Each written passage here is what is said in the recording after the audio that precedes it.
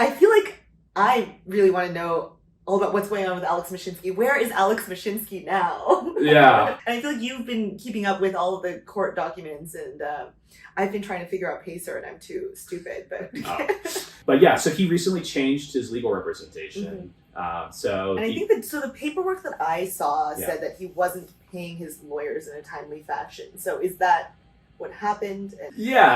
So his attorneys this firm Yankowitz was representing him on all these different matters because Alex got in lots of legal problems. Surprising. Yeah, so all the 3-letter agencies were going after him. Love to see it. And then he got, he's being sued in a lot of civil matters.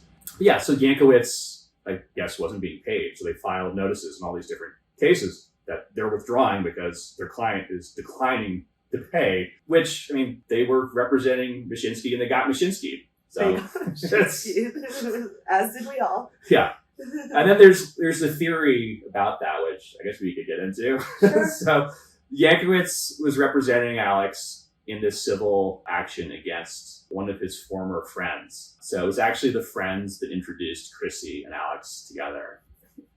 And the friendship didn't go very well. It went about as well as Celsius earning yields. Good one. Yeah. Good one. Wasn't there some Desperate Housewives twist to this? Yes. So the couple that introduced Alex and Krissy, Aviva Drescher, was on the 5th season of Real Housewives of New York and had a famous scene where she threw her prosthetic leg on the dinner table. The only thing, keep it together, Aviva. The only thing that is artificial or fake about me. This. I'm sick of it. I am sick of you all accusing me. I'm done. Everything else is real. Everything else. Everything else is real. I'm gonna vomit. Which I actually might be surprised I didn't watch this in real time when it aired years ago. But it doesn't surprise me to hear that that's one of Krissy Mashinsky's close friends. Yeah. So but they were besties, and Krissy was obsessed with Real Housewives, from what I understand. I've heard this from multiple sources as well, that Krissy Mashinsky desperately wanted to be on Desperate Housewives. Yeah. So unfortunately, that dream did not come to pass. But she was desperate enough to steal value from many creditors, so... Cam with the jokes. Did we say Desperate Housewives or Real Housewives? I actually don't know. We could be wrong. It's one. It was the Real Housewives of New York. Real Housewives, whatever. Yeah. I don't watch any of them. Yeah, this friendship hit the rocks when Reed Drescher, the husband of Aviva, borrowed money from Alex, and there were pretty onerous terms to the loan, where Alex was supposed to get paid out. So Reed borrowed $25,000. And was on the hook to pay him back $250,000. So Alex was trying to get a 10x yield. Jesus Christ. Yeah. Alex would. He would. Yeah, he was degenning. Yeah. And then basically, Reed eventually paid back, from what I understand, most of the initial loan, but not the 10x. And Alex sued him. Oh and my God. Yankowitz was representing him in that lawsuit. And he was probably expecting a 6-figure payday. And when Yankowitz failed to deliver, my theory is that he just kind of cut them off and hired a new law firm. Mm-hmm. So his lawyers dropped him, basically. Yeah. Alex's lawyers dropped him. Bye-bye. Which I love to hear. Yeah. It's great. Great Keep news. that streak going. Good news. Yeah. Everybody deserves to be represented, but... True. Yeah. I hope he's degraded in representation. What's his new representation? He's actually... So this guy, attorney Mark McCasey, who was apparently one of Trump's attorneys, and looks somewhat similar to Skeletor from the He-Man series. We'll find a photo. Yes. He's now representing Alex in all these other matters. He's actually also representing SBF in his appeal. Wait, that's where I heard the name before. Yeah. Sam Bankman-Fried just recently got some new attorneys on board for his appeal, I suppose, ahead of his sentencing. So these are the same attorneys? Yep. Woo! I didn't... He's just look, I got this. All you guys, come to me. Okay, because I've been following more closely. I've been following the SBF stuff more closely. Cam has been keeping on Alex Mashinsky, which I need to go back to at some point. But holy shit! Yeah. No, I don't think anyone's put that one together. Cam did it. So yeah, I guess we'll see how that goes. Oh my God. Yeah. That's funny. I mean, brief pause, but I wanted to give a shout out to my sponsor, Aura. I did want to say that I think Aura is particularly relevant and useful for Celsius creditors. In case you don't remember, early on in Celsius's bankruptcy, there was a massive third-party data breach. One of Celsius's vendors, Customer.io, leaked all of Celsius customers' email addresses and personal information. This leaves Celsius customers particularly vulnerable to phishing attempts, hacks, and overall just having your personal information leaked on the internet. A ton of Celsius customers have been messaging me screenshots of phishing attempts that they've been receiving. For example, apparently there are a ton of emails going around from scammers pretending to be Celsius, asking you to connect your crypto wallet or to click on sketchy links. So first of all, watch out for these emails. Make sure the emails are actually coming from Celsius.network or from the official Stretto website. But also, this is where Aura can be incredibly helpful, and also why I don't think I've been receiving any of these phishing emails. Aura is basically an all-in-one data security and identity theft protection company that protects you from scammers and hackers by constantly scanning the web and the dark web for your sensitive information like your emails, password, social security number, etc., and alerts you immediately if it finds any of your personal information leaked out there on the internet and automatically requests removal for you. Aura's actually found a ton of my personal information like my passwords, my home address, and my phone number leaked out there on the internet, and they've automatically removed it for me. So I actually personally use Aura. I actually pay for a monthly subscription, and you can see my account right here where I'm getting notified that they've removed my information from another website. And I pay for Aura not because they're the sponsor of this video, but because I actually find the service incredibly valuable. Aura's also got a ton of other useful features like a password manager, a VPN, antivirus software, financial fraud protection. They watch my credit score, identity theft protection, etc., all wrapped into one package so you don't have to pay for like 8 different subscriptions to things. Aura's got 4.7 stars on Trustpilot. They were rated the #1 identity protection service on security.org. They were ranked the #1 identity theft protection service by US News in 2023, and they were on the best identity theft protection services on Forbes in 2023. So again, I love Aura. I literally pay for the service out of my own pocket every single month, but they're offering my followers a 2-week free trial at aura.com/Tiffany or using this handy little QR code right here. I highly recommend you try it, especially if you're a Celsius creditor, because we're all particularly vulnerable to these hacks and scams. Anyway, thank you to Aura, and back to the video. Yeah. Okay, so that's good to know. And Alex Mashinsky's criminal trial will be in September 2024, unless it gets moved. Hopefully it doesn't get moved, but Hopefully not. Yeah. I would love to see it. Seems like he's planning to fight it. So He is actually actively fighting some of the charges, right?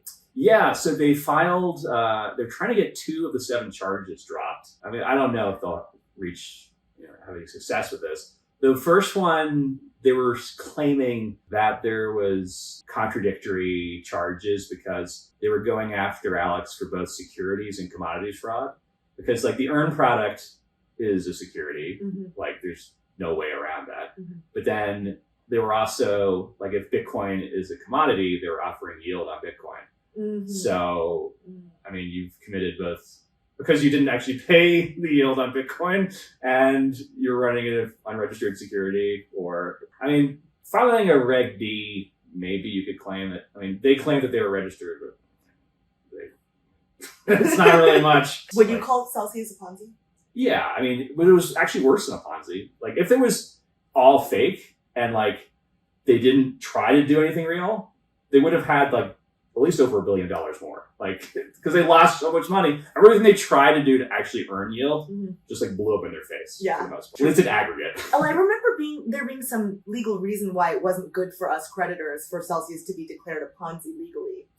Do you remember there being validity to that? Because I remember calling Celsius a Ponzi and then some creditors getting upset and being like, you can't call it a Ponzi. I think most of the upset at that, I think, was from people fearful of being clawed back. Because there's more people that took money out of Celsius that had money trapped in the platform.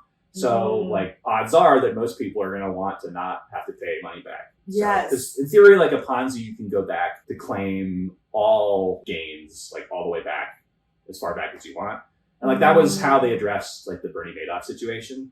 But the trouble is, like, with Madoff, there's, like, an entity that was able to go after them that they were paying for. Was it Civic? So, like, they were able to handle all the legal matters. Like, we don't have that. So, like, we'd have to still pay out of pocket. And, like, it would be very expensive to have to go after everybody. They decided in this case to just go back 90 days from the bankruptcy filing. And in reality, it's like 60 days roughly from when the platform collapsed. Because they waited a month to file for bankruptcy. True. So it's not like the full 90 days of when you could actually take action. But yeah, that's another thing that it's a very divisive issue because people, if you weren't aware, most people weren't aware of what was going on. That's the reason you had money on the platform in the first place. And they feel it's not fair that they have to pay to be clawed money back. back. So, I mean, yes, this is a great segue into just discussing clawbacks. Yeah. For those of you who don't know, that just means anyone who withdrew any money from the Celsius platform in the 90 days prior to the bankruptcy, which, like Cam said, was actually more like 60 days prior to when Celsius shut down withdrawals, is now, I guess, at risk of having some of that money clawed back.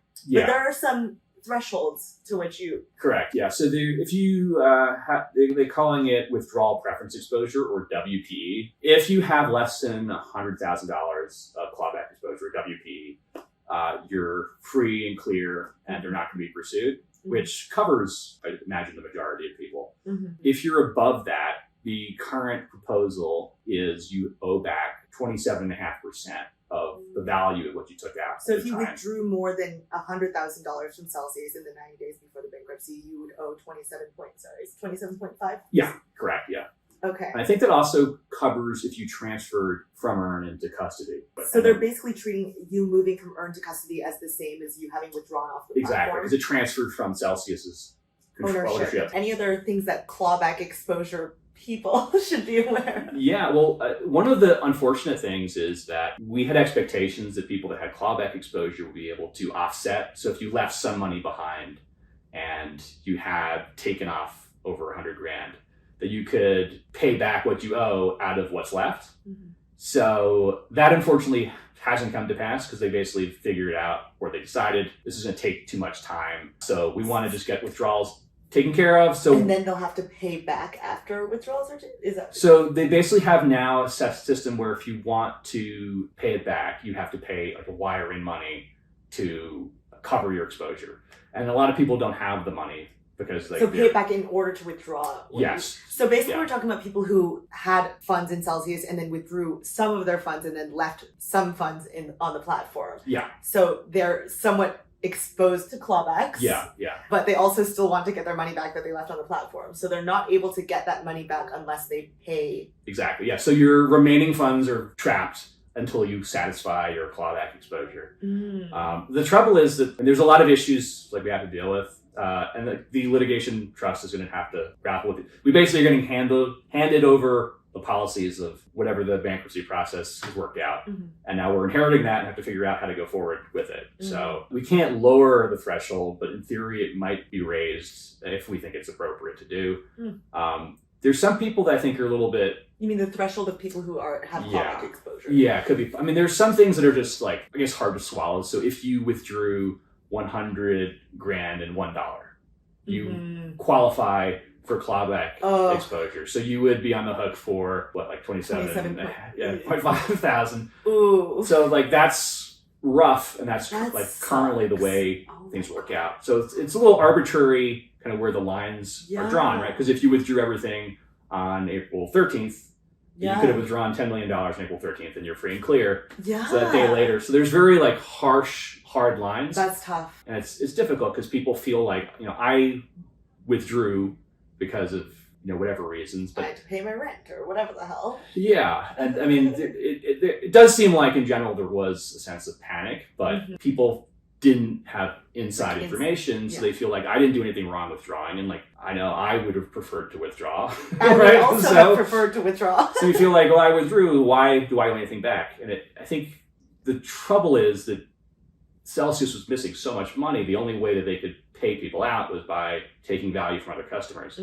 So that's just like the unfortunate reality. If Celsius had lost $3 billion on June 12th, then there wouldn't be any reason to go after people that withdrew, because this was damage that occurred on that last day. But because the damage occurred over the course of years, there's reason that like you just weren't allowed, you're not entitled to that much money that was taken off. Like there's no reason that you requesting that money should entitle you to that much of a better outcome than somebody who's left behind. So you're still going to get a better outcome. It's just not to that same degree. So 27.5 paying back, just to put it in context, like people that are stuck on the platform, like we're probably going to expect back in the range in kind, like it could be 30% maybe. Like they don't have like the numbers. So are you talking about the dollarized percentage? Yeah, I'm interested in hearing your math on this because obviously no one really knows. Well, so we hear like the dollarized. The dollarized sounds great because like we could get back like 70%. So now we're talking about how much liquid crypto we're actually going to get back from Celsius when we get our little distributions from Coinbase, PayPal, or Venmo. Yeah, like the bankruptcy process, they just on the time they file for bankruptcy, like, oh, we're going to freeze the prices of all these, cryptocurrencies, and that's what we owe back our customers on the petition date. And that coincides with pretty low point in the market. Yeah, I think Bitcoin was at around $19,000. So in case you guys aren't aware of this, the value of your claim was basically frozen and dollarized on the petition date. If you haven't calculated the value of your claim, then you probably should. Yeah. So if you had, I don't know, like 3 Bitcoin on the platform, they're like, oh, that's 60 grand. And now it's worth more than double that. So it's like not, like it sounds better, the numbers, than they really are. Because you're not getting back your 3 Bitcoin, you're getting back like 1 and a bit. Exactly. So now we're trying to calculate how much of our actual liquid crypto we're really going to get back. And if you read the disclosure statement, it gives you some percentages, but it's basically valuing crypto that we're getting back at more recent prices that were higher than they were on the petition date. Yeah. Are you able to explain this aspect in a concise way? Because I've tried to explain it in my videos, and I'm like, okay, so it's being valued at this, and it was I don't know. Yeah, it's sort of a weird concept. So like they're projecting the effective date, and you covered this already in your videos, but they're projecting the end of the month as the effective date, and then that would mean they're projecting the 15 days before that will be like a price lock date. They're not referring to it as that, I don't think, but that'll be the date, like the second date of prices. So that date would have already passed by now, right? It would have been. It should have been this last Tuesday. January 16th or something? Yeah, January 16th. So basically, if the effective date is January 31st, January 31st should be the effective date of the plan, the expected effective date of the plan. We'll see if they delay it or not. But so crypto prices should be locked in on January 16th. I don't actually know what crypto prices were on January 16th, but if you have not been following along with Celsius's bankruptcy, we're getting equity in a new mining company. Do you know how they're paying that out to us? Are there any updates on that? Like, how are we actually getting this? Yeah, it's probably going to be a logistical nightmare because they have to, I'm not sure the number of people that are getting mining shares. They said in the last court hearing, but it's not top of mind. But it's many thousands of people. So they need to find a distribution agent to like transfer the stock to. So you'd have to have like a broker that can receive the stocks.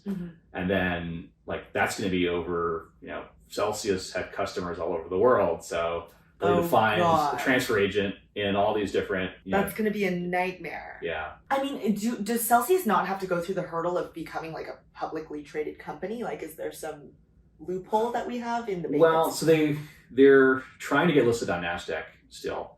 And if they don't, I think it blows up the deal to some degree. So I think the crazy thing is Hut 8, which used to be US Bitcoin, which is doing the mining for this mining transaction, they get liquidated damages if it doesn't go through. So they're getting paid out like a year's worth of fees if it blows up. When, not to point fingers, but Hut 8 US Bitcoin was part of the Fahrenheit group that seemed to have promised this listing as part of their bid.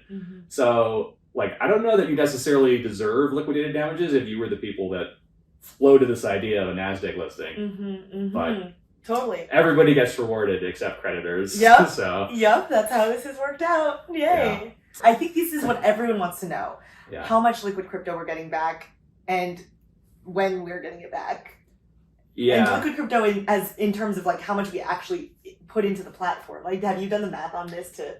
Well, so I think probably the best estimate is done by a creditor who goes by the handle Natty on Twitter, who created a whole spreadsheet.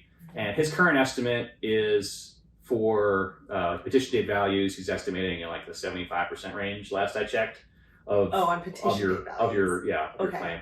So that would probably translate into. I mean, it really depends on your holdings, right? But so based on your like whatever coins you have, like there's no consistent percentage that you're gonna have. Based on whatever coins you have, you're gonna get a different percentage of your crypto. So if you were all stable coins, you would get actually like that 75%.